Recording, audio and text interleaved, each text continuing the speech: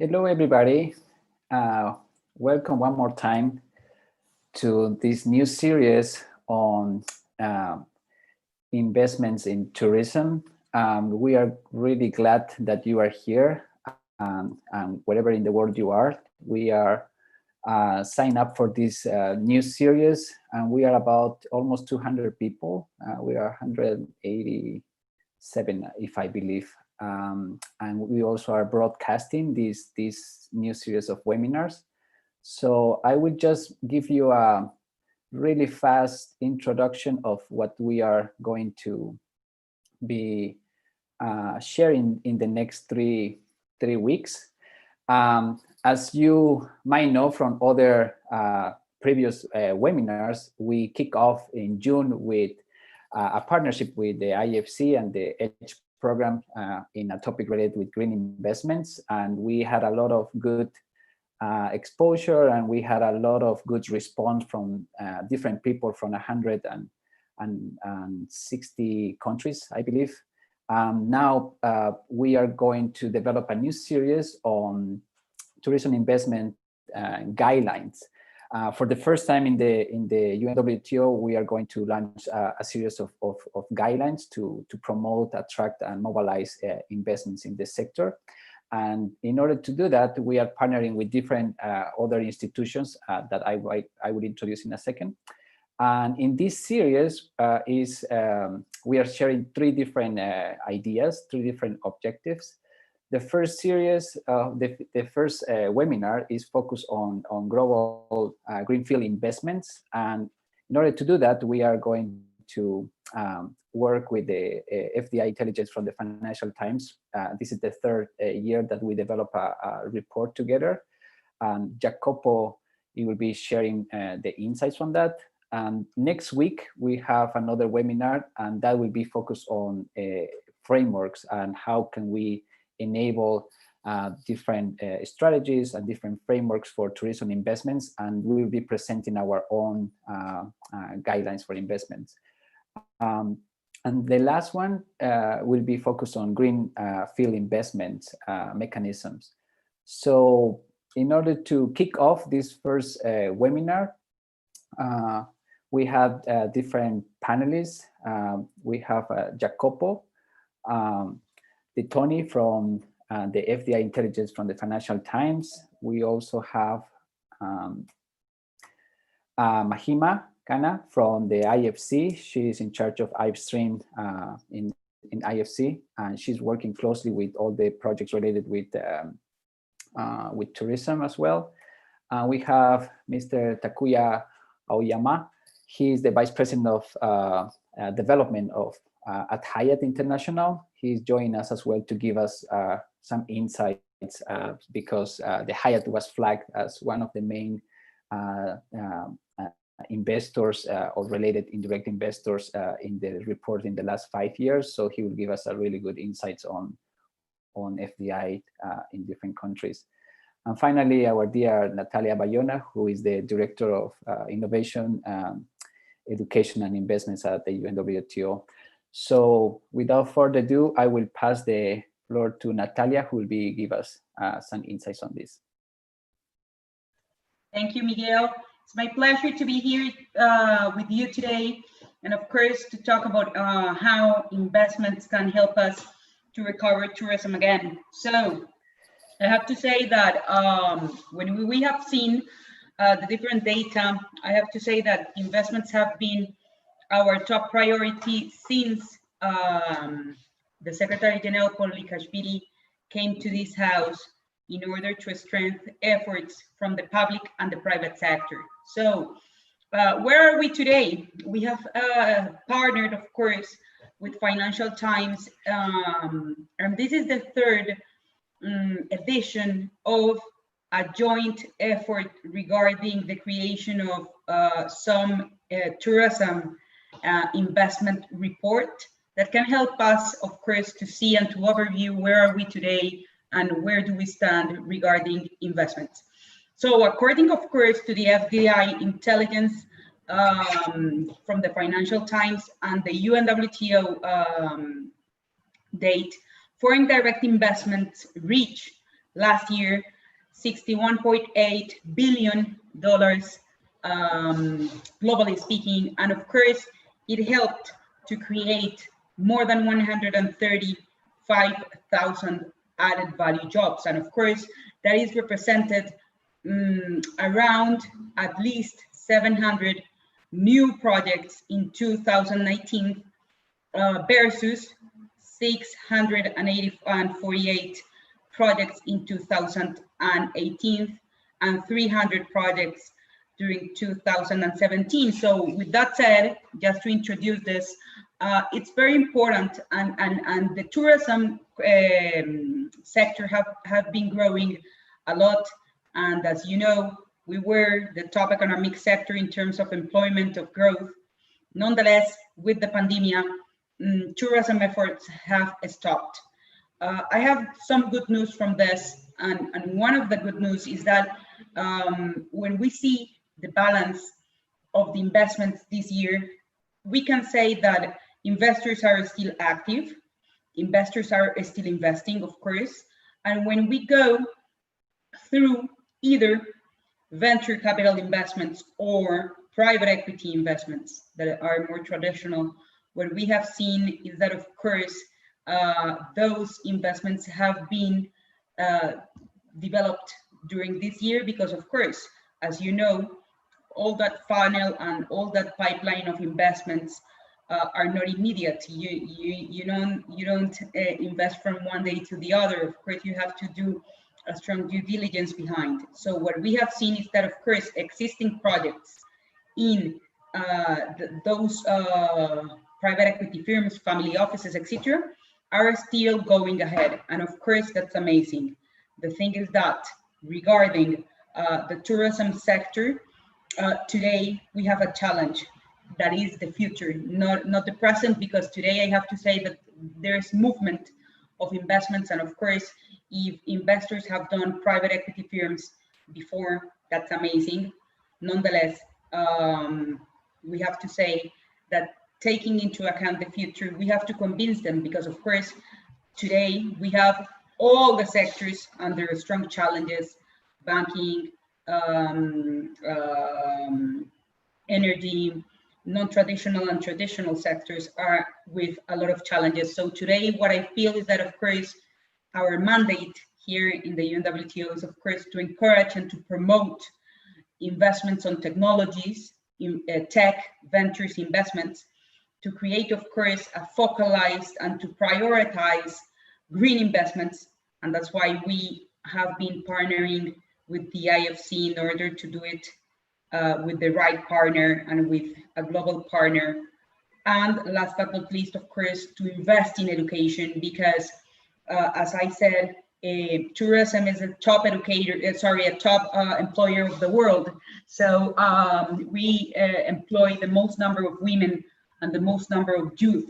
The thing is where they are in the pyramid of jobs in tourism. Unfortunately, we have the challenge because 50% of the youth that we employ in the sector only have secondary skills. So of course, if we want a more sustainable, a more innovative, and a more resilient sector, we need to include in our investment strategy as countries or as institutions, education as part of this, because of course, if we want sustainable hotels and everything, if we don't teach the people that will offer those services, we are not doing anything, and then complaints will come again, etc., etc., etc. So, as I was saying,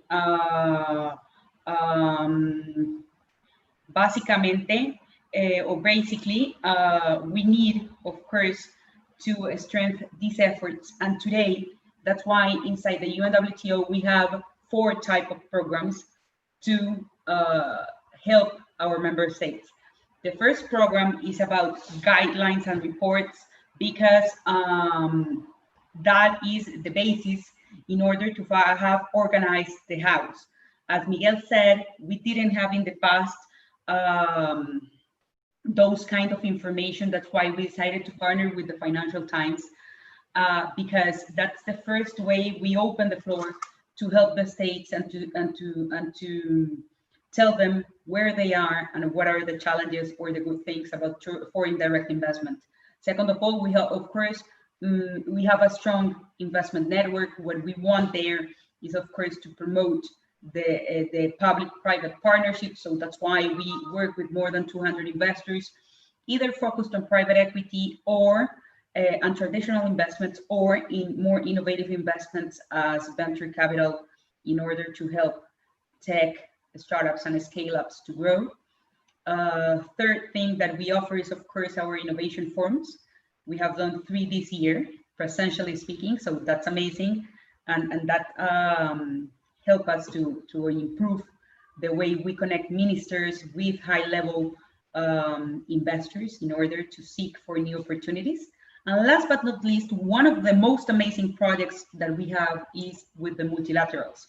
So we have a specific project with IDB in order to help entrepreneurs in Latin America that are working on sustainable tourism to reach from 500K until $2 million. And with the IFC that we have them today, we have a wonderful project to recover the hotel sector through sustainability. So of course, we are empowering the hotel chain to get certified on the IFC stamp, or the IFC certification that is called EDGE. And we are working on 7 countries to pilot some projects and to recover tourism through sustainable investments, through green investments. So this is our opportunity. Today we have to say that investments are at least stable, but we need to push and we need to convince more than ever developers, mega infrastructure firms, family offices, venture capitals, that tourism is the right way to invest, and of course that the return on investment will be good, because we are a resilient sector. We have been facing a lot of challenges, but at least we are organized and coordinated to administrate well those investments that are coming to different states.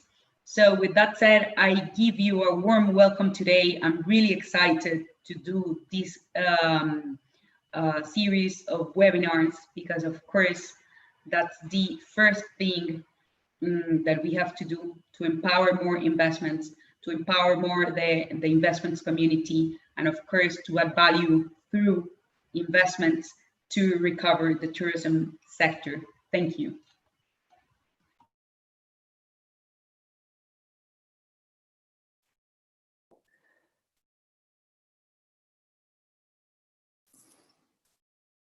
Now we were going to give the floor to Jacopo, if you are ready, Jacopo. So he will be introducing the result of the report, and then we will open the discussions, and Natalia will be leading the panel based on these findings and insights. Jacopo, when you're ready.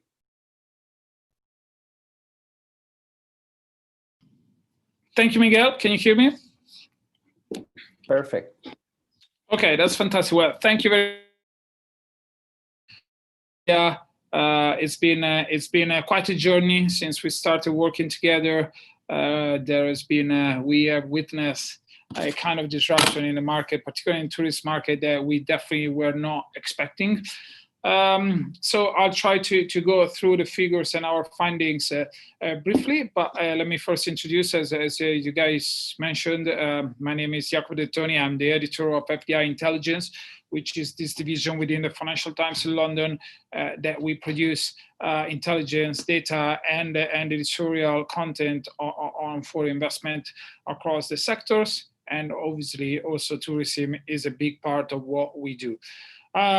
We produce every year the tourism report with the UNWTO, and then generally the report is published at the beginning towards June, where we look at the numbers in the previous year, and this is what we were meant to do also this year. This is what we did this year too, but obviously we could not ignore the latest development in the market. So you will find in the report also a part dedicated to the impact of COVID-19 on the tourism industry and on FDI in tourism. Okay, so I will start the presentation. Shall I share my screen, Miguel, or you want to load my presentation? No, you can do it. Okay, that's fantastic. So let me share my screen right away.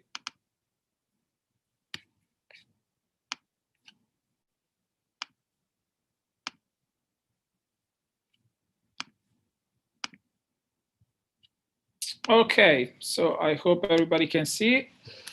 Okay, so fantastic. So as Natalia already mentioned a few of these figures, what definitely stood out in the past couple of years is the magnitude, the level of investment that flew into the tourism industry. Tourism has become really a magnet for, well, had become really a magnet for investment, and we see clearly that in 2018 and 2019 there has been a big spike in the level of number of projects, and also the kind of like the jobs that these projects were able to generate, which is again testament to the dividends that investment into tourism can pay to local communities. So you've seen pretty much record number of projects of foreign investment project in 2019, following on another record year in 2018. And also in terms of job generation, both years were above 130,000 jobs generated. And obviously we have to keep in mind that these are only foreign investment projects. On top of this, there are domestic investment into tourism that still they make up the lion's share in most of countries and markets. I think there are many different dynamics, and there could be many different reasons for this growth in FDI into tourism. For the sake of being concise and for the sake of this presentation, I wanted to highlight two main trends that we picked up in the past couple of years, and they entail the two main trends regarding two main regions where we are seeing growing flows of investment, which is Latin America and the Caribbean region, and also Middle East and Africa. Latin America and the Caribbean region, I mean, this is a region that I know pretty well, and I know that also Miguel and Natalia know pretty well, and it's a region of infinite beauty, infinite resources, both like natural resources, natural beauties, and also like incredible cultural heritage. But the potential for this region with regard to tourism has yet to be fulfilled. Actually, there are, you can find other data, but definitely when it comes to GDP investment, the weight, the relative weight of the tourism industry to GDP is Latin America and Caribbean is one of the lowest in the world, which doesn't match actually the potential of a region that again could be a tourism heaven for under many different perspectives. But we have seen that in the past couple of years, a sort of coming of age of tourism in Latin America and the Caribbean. You can see here that in 2018, 2019, there has been an incredible growth in the number of foreign investment projects into the industry. Actually, if you look at the 2019 data, over almost 11,000, excuse me, 11,000 projects in the region, which is 3 times as much as the number of projects that we picked up in 2017. If we scroll up, we can also see a breakdown by countries. And so we are seeing like big Latin American economies of the likes of Mexico, Colombia, and to some extent Brazil, and a few others, really trying to invest and to attract investment into tourism. And I guess that this is not just the coming of age of tourism, but it's a sign of the level of development that Latin American economies have been undergoing for a few years now. It's been very tough for many of them, and it remains very tough for many of them after they went through the boom and bust cycle of the commodity markets, and so they reaped a lot of benefits during the boom cycle when commodity were just like growing very rapidly, the price of commodities, so they could generate a lot of hard currency revenues through that channel.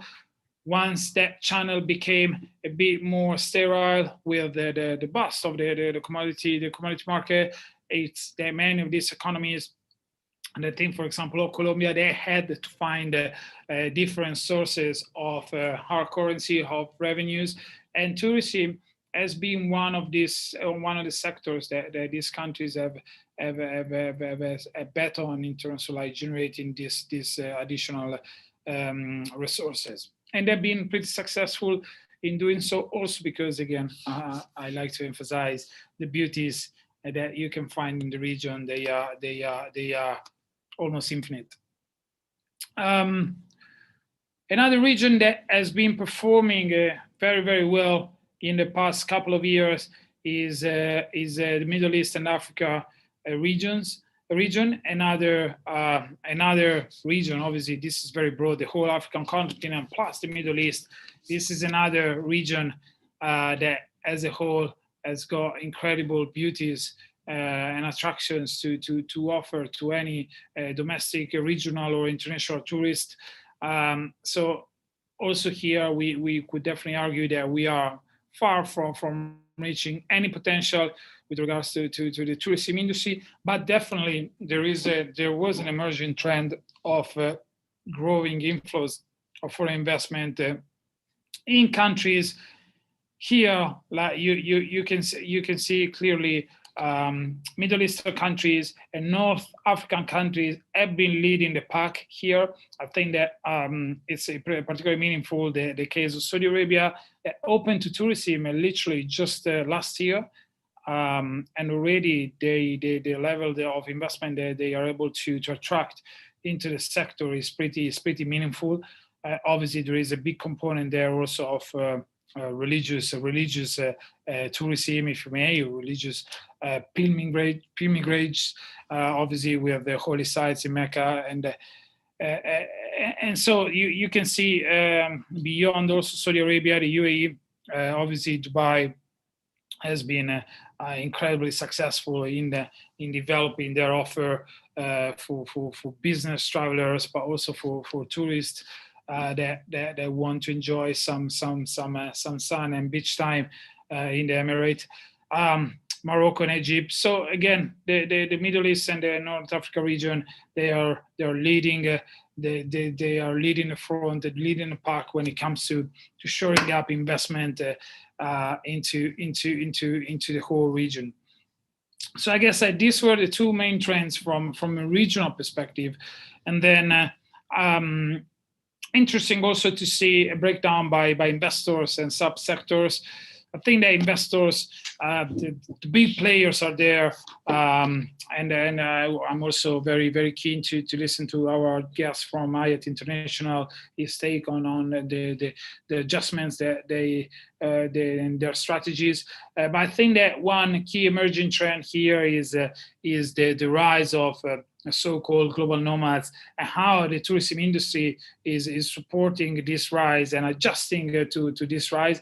And this is when Selina comes into play. Selina is a hostel, boutique hotels operator that was born in Panama, funded by a couple of Israeli entrepreneurs a few years ago, and then being incredibly active in opening up across the Americas, from South America, and now even into the US, with this offer combining with this offer for global nomads, combining services for typical pleasure tourism, but also for business tourism, or for like a freelance that they can easily work from the facility of the hotel.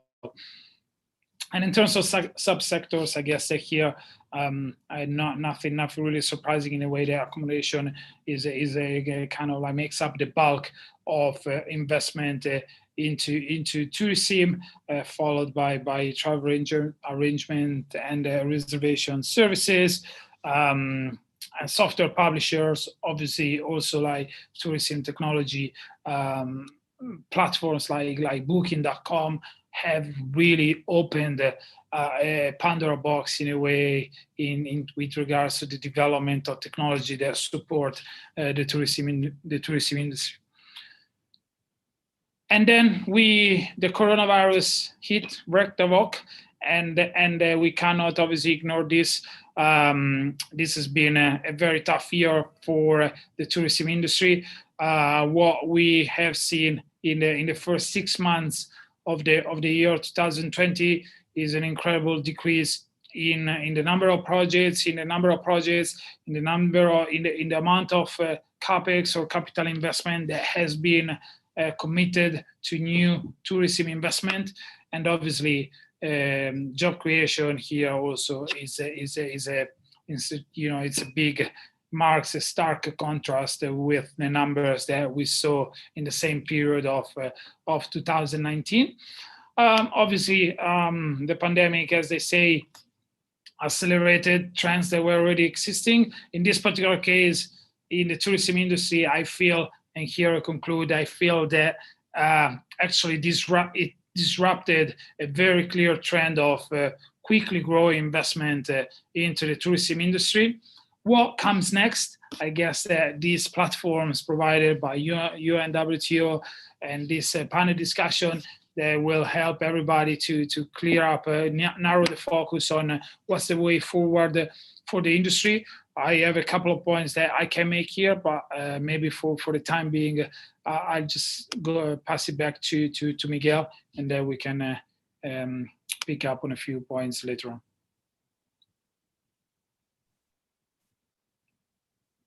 Thank you so much, Jacopo.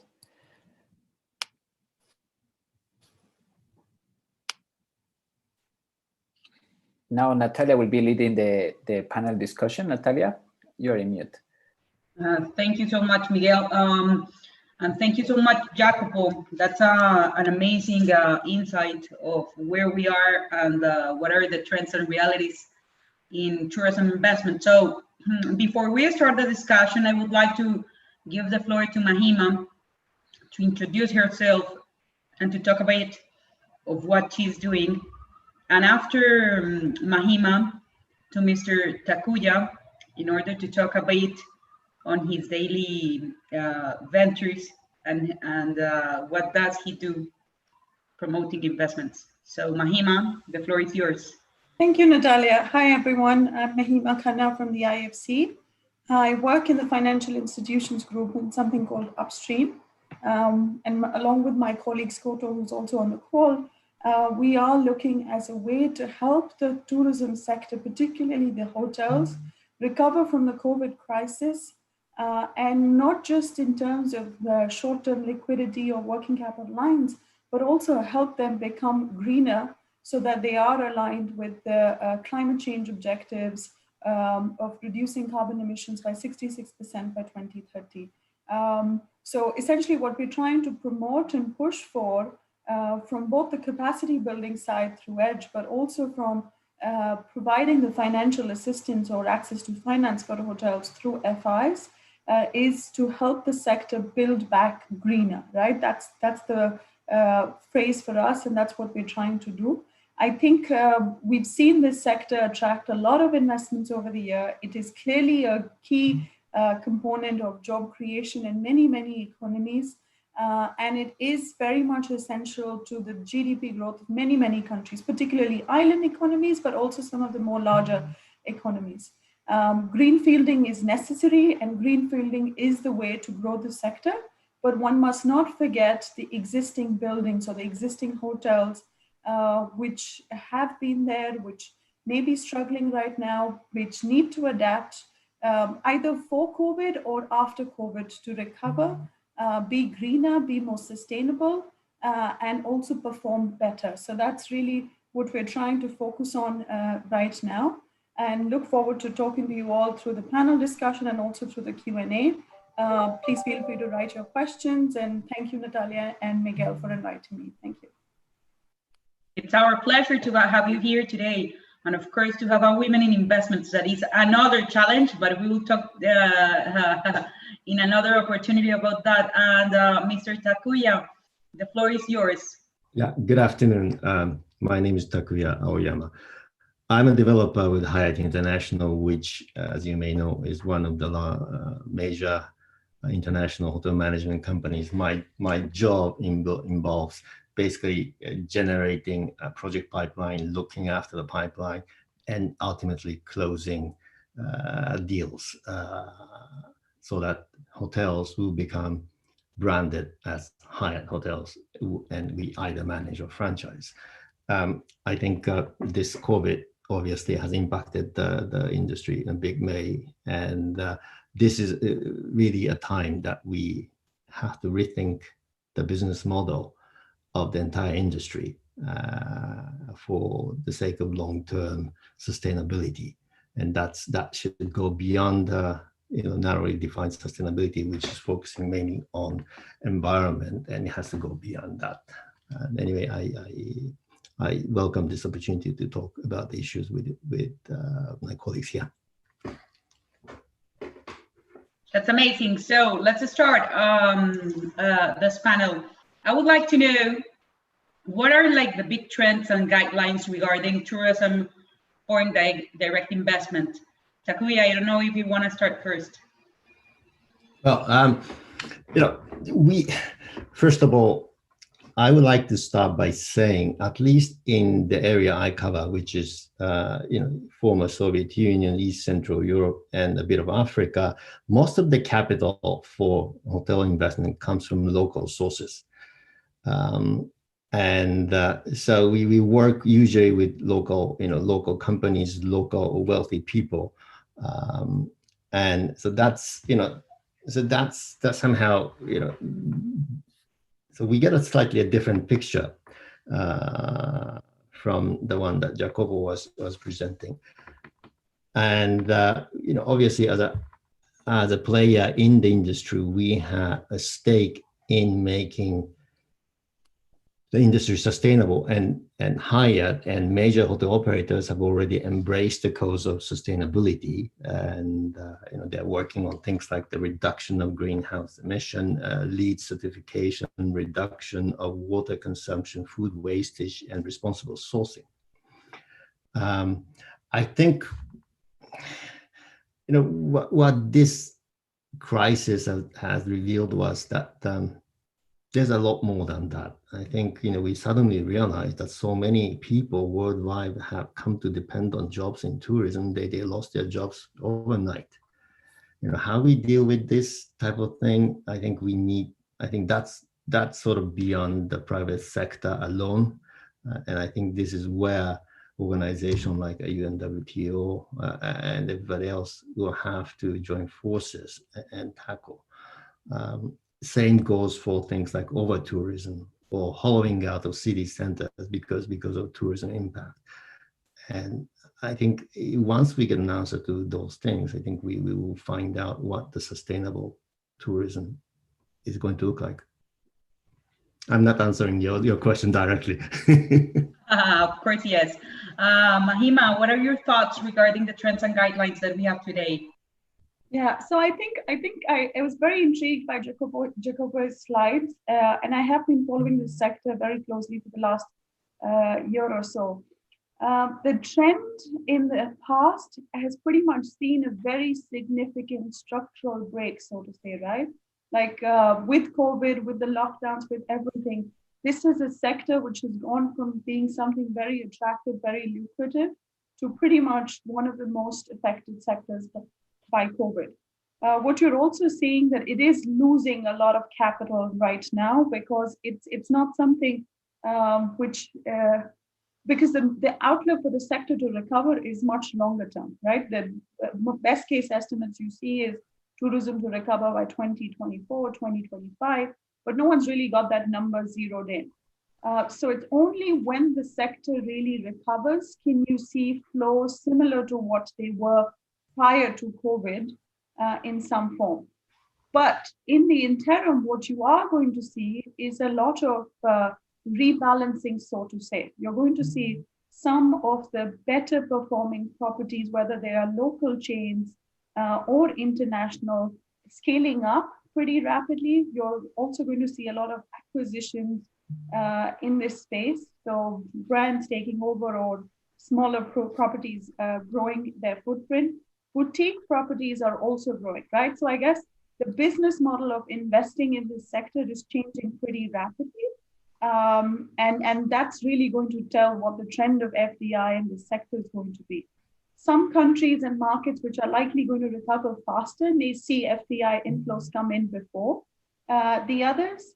But it's really a wait and watch right now, right? Like we're all essentially trying to foresee and anticipate what the future holds, but it's only a matter of time as we know what's going to happen with the vaccine, when is tourism going to pick up, how are things going to recover, which will determine that.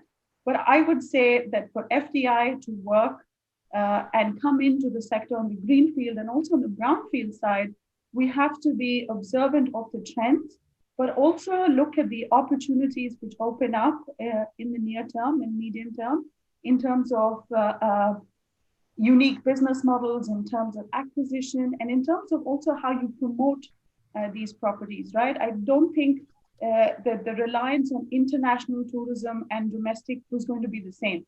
You are going to rely more on domestic tourists. And so the kind of facilities, the kind of amenities you want to offer should take that into account. And I guess that's also an indirect way of looking at FDI. If you're going to have lesser international tourists coming in, then the spend or the dollar spend in these properties is going to be different, right? So that's not the big chunky capex type FDI, but the more of the consumption side FDI, which is also changing. So I'll stop here. Incredible. Jacopo, do you want something to add regarding the, of course, you are the expert on trends and guidelines, so the floor is yours. I can comment on this last point on regionalization. I guess this is our guest from the IFC. She's right on the money. Definitely, we can foresee in the future more domestic, hopefully regional traveling, but it's gonna be difficult to foresee in the foreseeable future, at least that kind of like global traveling that we were used to up until just a few years ago. And this also draws a clear line, I believe, between clear winners, or at least countries that will be less affected, and countries that will be more affected, because countries with a big domestic market, they will be able to withstand the storm in a way, because even though the domestic market may not be as big as the global market that they had up until a few months ago, still they can rely on possibly big flows of domestic tourists. Whereas if you look at new emerging tourism markets in emerging countries that have been very fascinating and have been very popular amongst travelers from the West, for example. If you look at countries in Southeast Asia, countries in Latin America and Africa, that they really got a big boost from external flows of tourists.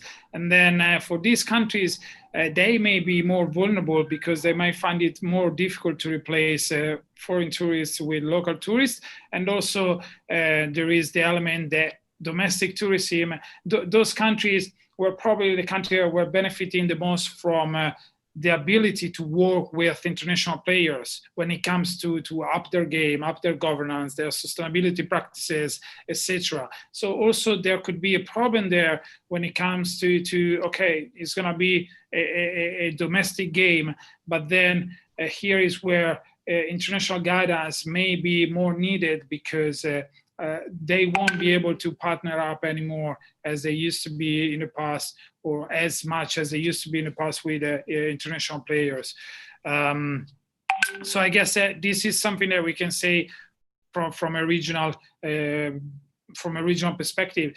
I think that also the business model element is incredibly interesting, because obviously this has been a crisis that heavily disrupted the industry, but also accelerated, as I mentioned, a few trends beyond the tourism industry. And if I look, for example, of the future of cities and this current, this combination of home working with people willing to leave urban centers, or at least like definitely, I go back, definitely urban work, like remote working will make a big impact in the way we design our cities. And so the big question mark here is what are we going to do with the properties that have been designed with a previous mindset? If I look at a place like London, where we are now, the city of London, probably the most expensive piece of land in the whole Europe from a real estate perspective, has been totally empty for 6 months. And there are already talks of real estate developers of looking forward, should we redevelop some of these buildings? Because we can expect that sooner or later the office lives will resume, but private companies will not invest in office as much as they used to. They will reduce their office presence because they will rely more on home working.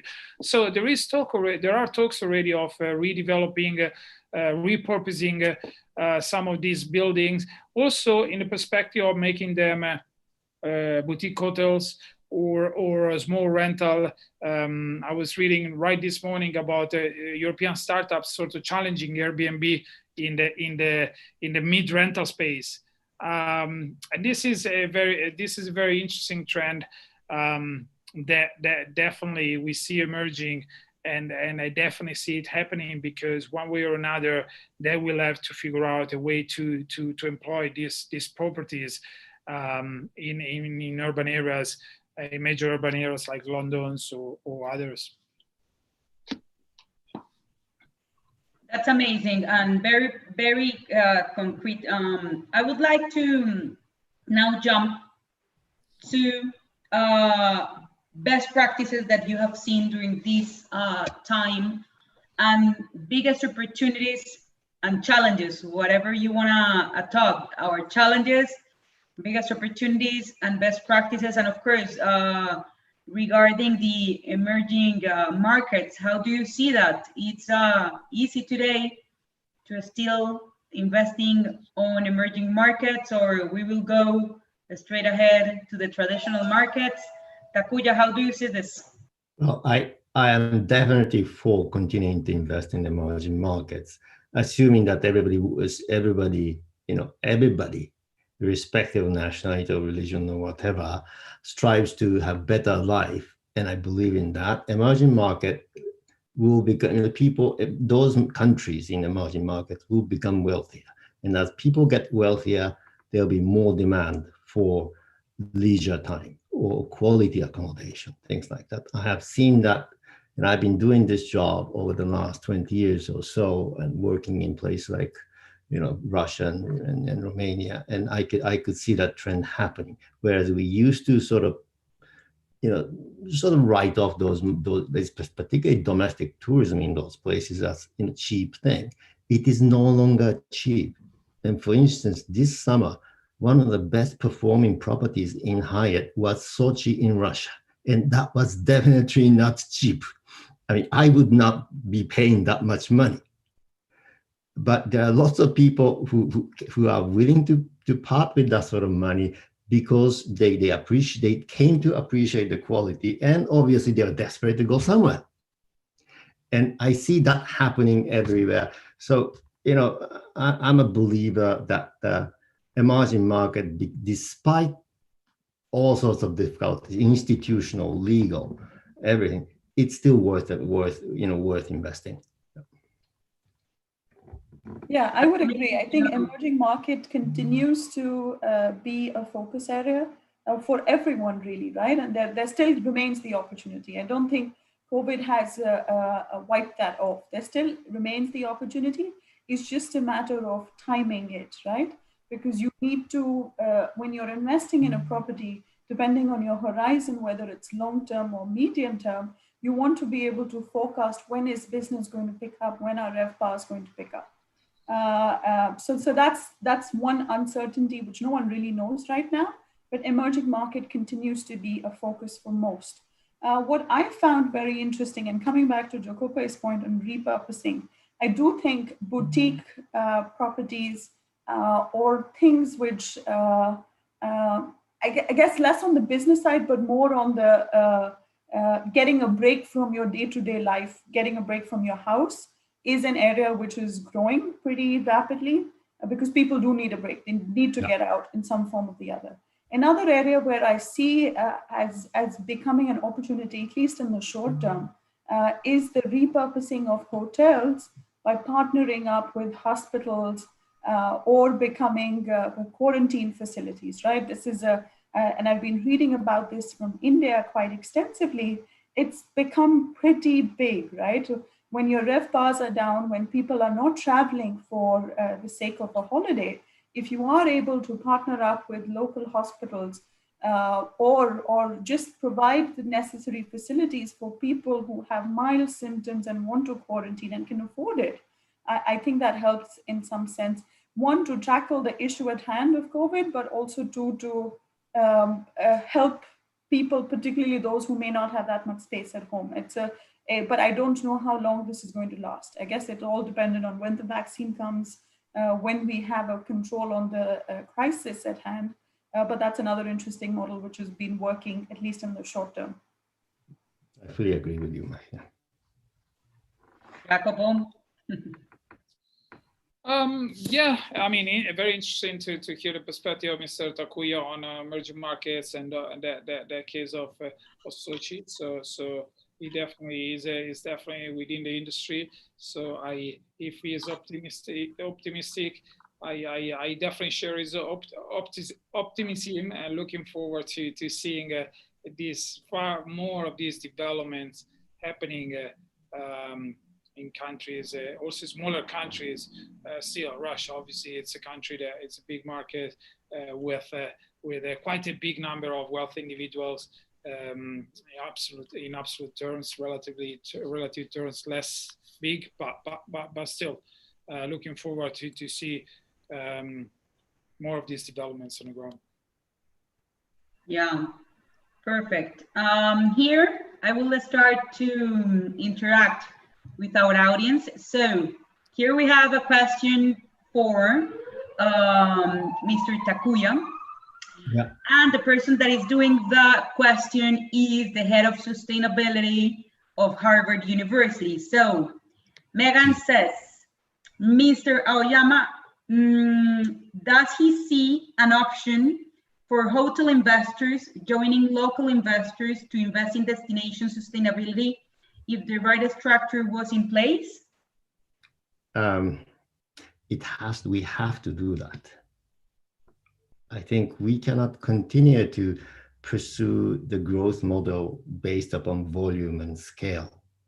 That I don't think that's sustainable. And the only way we have to reshape the industry, and that's the only way to do is to join forces with local regulators and other stakeholders, and we should become part of that solution and not the problem. Perfect. I have another question from the audience that says, regarding, we have a transitioning path from mass tourism, large hotels, resorts. We need to move to more focalized investments in rural communities where the long term is sustainable. Yes. So how we can do this in order to help to do this transition, because it's not only about helping the investors to invest in the right way, it's about teaching and improving and awareing the tourists that rural areas have to be prioritized if they want to travel.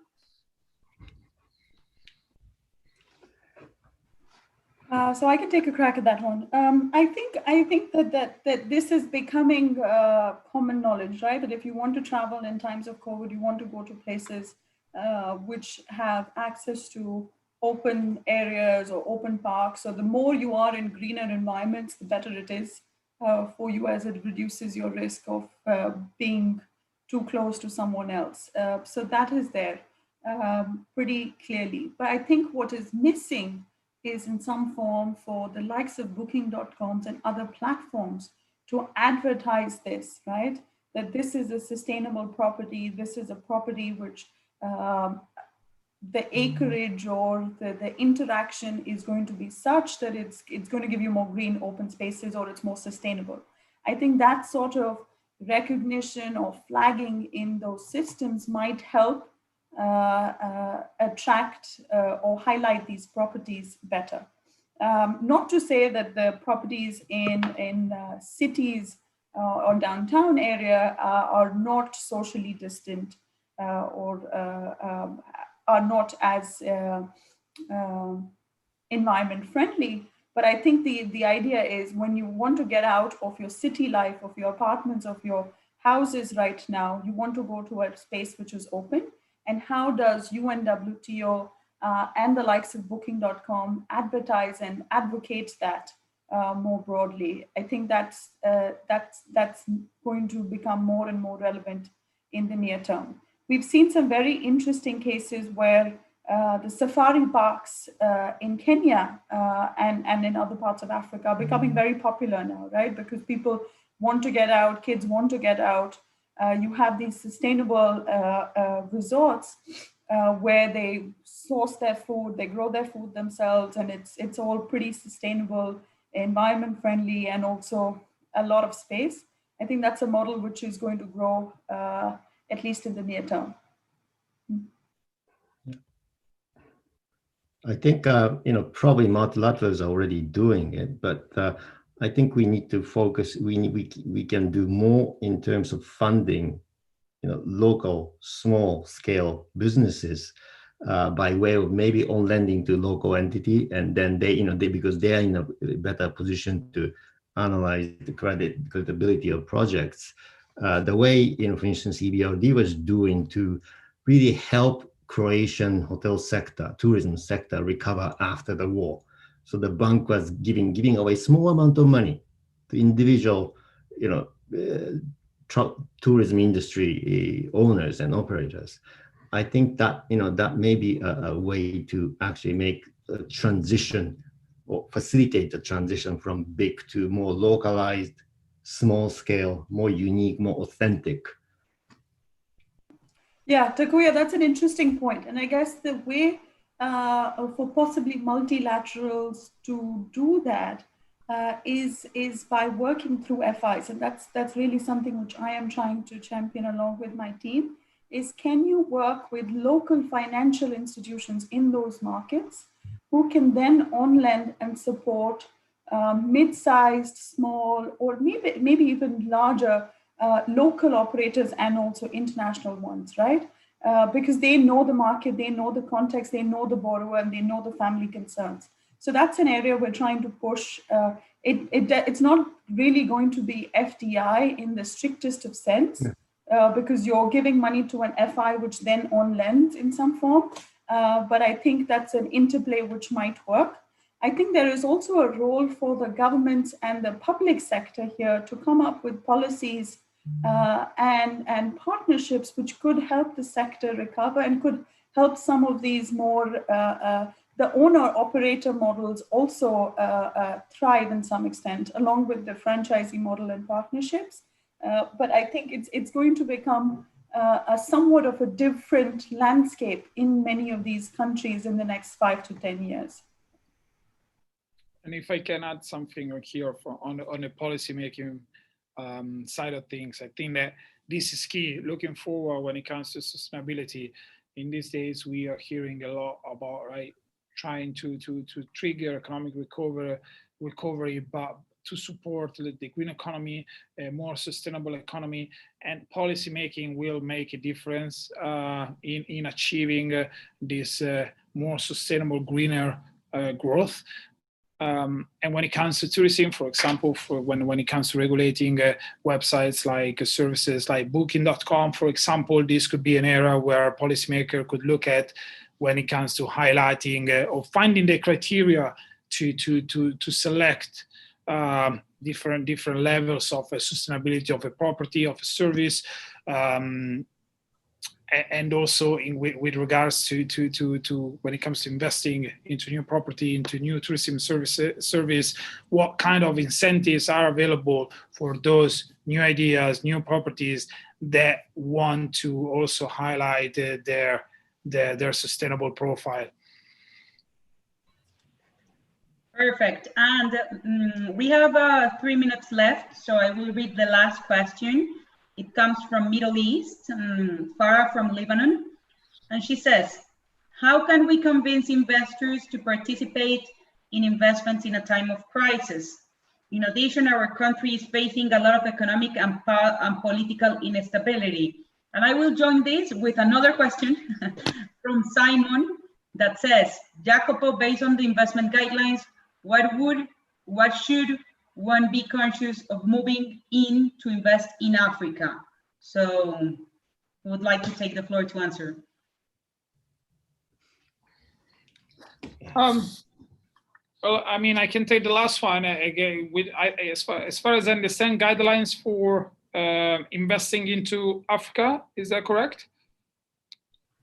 Correct. How to move more investments in Africa? Okay. Well, I guess again, Africa is a very similar story to Latin America. The potential is there.